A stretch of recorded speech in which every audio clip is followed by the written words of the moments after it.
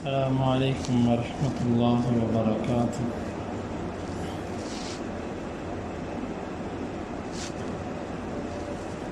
نحمده ونستعینه ونصلی علی رسوله الکریم، اما بعد۔ باب بیع الذهب بالذهب، یہ باب ہے سونے سے بیع کے بارے میں۔ امام بخاری کہتے ہیں کہ ہمیں بیان کیا صدقہ بن الفضل نے، وہ کہتے ہیں ہمیں بیان کیا اسماعیل بن علیہ نے، وہ کہتے ہیں مجھے بیان کیا یحییٰ بن ابی اسحاق نے، وہ کہتے ہیں ہمیں بیان کیا عبد الرحمن بن ابی بکرہ نے، وہ کہتے ہیں کہ ابو بکرہ رضی اللہ عنہ کہتے ہیں کہ رسول اللہ صلی اللہ علیہ وسلم نے فرمایا کہ لا تبیعوا الذهب بالذهب الا سواء بسواء، تم سونے کے ساتھ خرید و فروخت نہ کرو مگر برابری کے ساتھ۔ والفضة بالفضة الا سواء بسواء،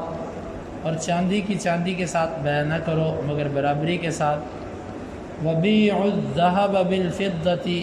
والفضة بالذهب كيف شئتم، اور سونے کی چاندی کے ساتھ اور چاندی کی سونے کے ساتھ جیسے چاہو بیع کرو۔ سونے کے ساتھ اگر بیع ہوگی تو برابر پہ ہوگی۔ سونا ڈھلا ہوا ہو، سکوں کی شکل میں ہو، یا ٹوٹا پڑا ہو، یا ڈلی کی شکل میں ہو، جس چیز کا نام سونا ہے وہ جس شکل میں بھی ہے، اگر اس کی جنس یعنی دوسرے سونے سے اس کا تبادلہ ہوگا تو وہ برابری پر ہوگا، اس میں کمی بیشی نہیں ہوگی۔ کمی بیشی اس میں اگر ہو گئی ایک جنس کے اندر تو وہ سود ہے۔ اس طرح کہ میں نے پہلے درس میں بھی بات کہی تھی کہ پرانے نوٹ دے کے نئے نوٹوں کی کاپی لینا، اس پر 50 روپیہ 100 روپیہ اوپر دینا، یہ سود ہے۔ جنس جب ایک ہے تو اس میں برابری ہونی چاہیے، اس میں کمی بیشی نہیں ہو سکتی۔ اسی طرح چاندی کے ساتھ جب بیع ہوگی، ایک چاندی سونے کی زیور کی شکل میں ہے،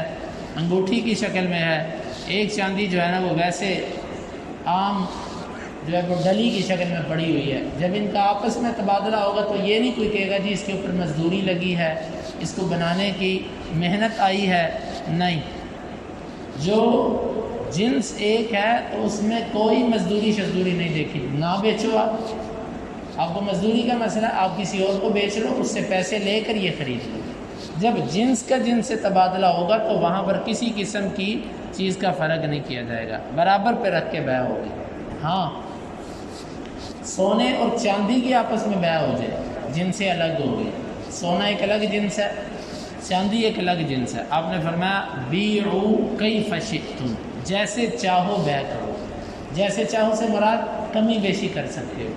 ظاہر بات ہے چاندی اور سونے کا ریٹ تو ایک نہیں ہو سکتا، تو اس میں کمی بیشی ہو گئی، لیکن اس میں دوسری شرط باقی ہے کہ ہونا نقد و نقد چاہیے، ہونا نقد و نقد چاہیے۔ اگر آپ نے ایک طرف نقد ہے دوسری طرف ادھار ہے تو یہ پھر سود بن گیا، پھر اسلام کی ممانت والی صورت اس میں آ گئی۔ اس میں خرابیاں ہیں، جس طرح کہ میں نے آپ کو پہلے درس کے اندر کچھ واضح کیا تھا کہ مثال کے طور پہ آپ نے میرے سے سونے اور چاندی کی بیع کی، آپ نے مجھے اپنے سکے ابھی پکڑا دیے، میں نے کہا چلو شام کو آ کے میرے سکے لے جانا۔ دوپہر تک ریٹ بڑھ چکا تھا مارکیٹ کے اندر۔ اب جب ریٹ بڑھ چکا ہے تو ظاہر بات ہے میرے دل کے اندر خام خواہ کے خیالات شروع ہو جائیں گے، تو میں کوشش کروں گا میں اسے روک لوں، یا ممکن ہے اس میں اور خرابیاں ہو سکتی ہیں، اللہ نہ کرے جہاں پر میرے سکے پڑے ہیں وہاں پر کوئی چور آ جائے وہ چرا کر لے جائے، یا ان کو آگ لگ جائے، کوئی مسئلہ ہو جائے جس کی وجہ سے وہ میرا مال ضائع ہو جائے، تو میں اس کو کہاں سے دوں گا؟ اس میں بہت ساری خرابیاں ہیں، اسی لیے فرمایا ایک ہاتھ دو ایک ہاتھ لو۔ بلکہ اس مسئلے میں بعض ائمہ نے تو اتنی سختی کی ہے، وہ کہتے ہیں ایک مجلس کے اندر ایک بندے نے آپ کو چیز پکڑائی، دوسرا کہتا ہے چلو ابھی دیتا ہوں، لیکن اس نے تاخیر کر دی آدھا پونا گھنٹہ، اسی مجلس کے اندر اٹھ کے بھی نہیں گیا، اس کے پاس ہیں، وہ کہتے ہیں یہ بھی جائز نہیں۔ لیکن واللہ عالم میں سمجھتا ہوں کہ یہ بعض علماء کا تشدد ہے، سختی ہے۔ حدیث میں اتنا کہ جواز ملتا ہے، جس طرح کہ کل آپ نے سنا کہ طلحہ بن عبیداللہ رضی اللہ عنہ نے دینار پکڑے تو کہا میرا خادم آئے گا تو وہ تمہیں دے گا، یعنی کہ ایک مجلس کے اندر تاخیر ہوئی، مجلس کے اندر تاخیر ہو سکتی ہے، البتہ مجلس سے اگر کوئی اٹھ کے نکل گیا تو پھر یہ درست نہیں ہے۔ باب بیع الفضة بالفضة، یہ باب ہے چاندی کی چاندی کے ساتھ بیع کرنے کے بارے میں۔ امام بخاری کہتے ہیں مجھے بیان کیا عبیداللہ بن سعد نے، وہ کہتے ہیں مجھے بیان کیا میرے چچا نے، وہ کہتے ہیں مجھے بیان کیا زہری کے بھتیجے نے، وہ اپنے چچا سے، وہ کہتے ہیں کہ مجھے بیان کیا سالم بن عبداللہ نے عبداللہ بن عمر رضی اللہ عنہما سے ان ابا سعید الخدری حدثهم مثل ذلك حدیثا عن رسول اللہ صلی اللہ علیہ وسلم، ابو سعید خدری نے اس عبداللہ بن عمر کو ویسی حدیث سنائی جیسی عمر کی حدیث ہے اللہ کے رسول سے۔ فلقیہ عبداللہ بن عمر، پس اس ابو سعید خدری کو خود عبداللہ بن عمر ملے، فقال یا ابا سعید، وہ کہنے لگے ابو سعید ما هذا الذي تحدث عن رسول اللہ، یہ حدیث کیا ہے جو تو اللہ کے رسول سے ہمیں بیان کرتا ہے؟ فقال ابو سعید فی الصرف، ابو سعید کہنے لگے وہ سونے اور چاندی کی خرید و فروخت کے بارے میں، میں نے رسول اللہ صلی اللہ علیہ وسلم کو کہتے ہوئے سنا الذهب بالذهب مثل بمثل، سونا سونے کے ساتھ جب بدلا جائے گا تو برابری برابری پہ ہوگا، والورق بالورق مثل بمثل، اور چاندی چاندی کے ساتھ جب بدلی جائے گی تو برابر برابر پہ ہوگی۔ امام بخاری کہتے ہیں ہمیں بیان کیا عبداللہ بن یوسف نے، وہ کہتے ہیں ہمیں خبر دی مالک نے نافع سے و ابو سعید خدری رضی اللہ عنہ سے کہ بے شک رسول اللہ صلی اللہ علیہ وسلم نے فرمایا لا تبیعوا الذهب بالذهب الا مثلا بمثل، سونے کو سونے کے بدلے میں نہ بیچو مگر برابر، ولا تشفوا بعضها على بعض، اور بعض کو بعض پر زیادہ نہ کرو، یعنی ایک طرف سونا زیادہ ایک طرف کم، ایسے نہ کرو۔ ولا تبیعوا الورق بالورق الا مثلا بمثل، چاندی کو چاندی سے نہ بدلو مگر برابری کے ساتھ، ولا تشفوا بعضها على بعض، اور بعض کو بعض پر زیادہ نہ کرو، ولا تبیعوا منها غائبا بناجز، اور ایک چیز آپ کے پاس موجود ہے ایک چیز غائب ہے، ان کو بھی آپس میں خرید و فروخت ان کی نہ کرو۔ آپ کے پاس ایک جنس موجود ہے دوسری جنس گھر پڑی ہوئی ہے، ایک حاضر ہے دوسری غائب ہے، یہ بھی جائز نہیں، دونوں ایک موقع پر لے یا دونوں غائب ہو جائیں، دونوں ادھار ہوں پھر بھی ٹھیک ہے۔ آپ کہتے ہیں میرے گھر پہ ایک دینار پڑا 100 دینار پڑا ہوا، دوسرا کہتا ہے میرے گھر پہ بھی 100 دینار پڑا ہوا، چلو ٹھیک ہے خرید و فروخت ہو گئی، بس ہو گئی، رات کو تم بھی لے آنا میں بھی لے آنا، بات ختم، یہ ٹھیک ہے۔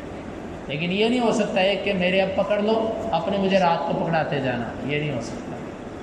اور اسی طرح یہ ایک عام رواج والی جو صورت ہے، میں نے کل بھی اس طرف اشارہ کیا تھا، آپ کسی دکاندار کے پاس جاتے ہیں اس کو کہتے ہیں کہ 1000 روپے کا چین دے دو، وہ آپ کا 1000 روپے پکڑ کے آپ کو کہتا ہے ابھی نہیں ہے، آپ اس کو کہتے ہیں اچھا چلو گاہک کھڑا مجھے 300 روپے تو دو باقی بعد میں لے لوں گا، وہ 300 روپے لے کے چلا جاتا ہے، باقی 700 آپ نے بعد میں لینا ہے۔ یہ جنس کا جنس سے تبادلہ ہوا تھا،